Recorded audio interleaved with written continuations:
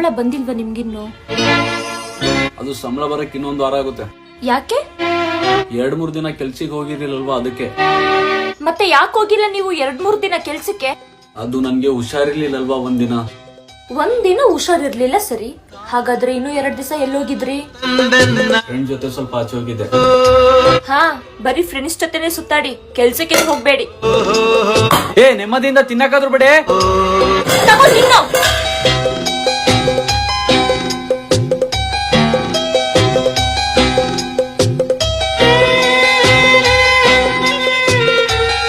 ಮತ್ತೆ ಸಂಬಳ ಬಂದಿದ್ರು ಯಾಕೆ ನಾಟಕ ಮಾಡ್ತಿದ್ಯಾ? ಅದು ನಾನು ಸುಮ್ನೆ ಪರೀಕ್ಷೆ ಮಾಡ್ತಾ ಇದ್ದೆ. ಯಾಕೆ? ನೋಡು, ಒಂದ್ ಮಾತು ಹೇಳ್ತೀನಿ, ಸತ್ಯ ಇದೆ, ಬೇಜಾರ್ ಮಾಡ್ಕೋಬೇಡ. ಎಲ್ಲಿವರೆಗೂ ಗಂಡ್ ಮಕ್ಳು ದುಡ್ಡು ತಂದ್ ಮನೆ ಕೊಟ್ಟಿಲ್ಲ ಅಂದ್ರೆ ಅವರಿಗೆ 3 ಕಾಸಿನಷ್ಟು ಮರ್ಯಾದೆ ಇರಲ್ಲ.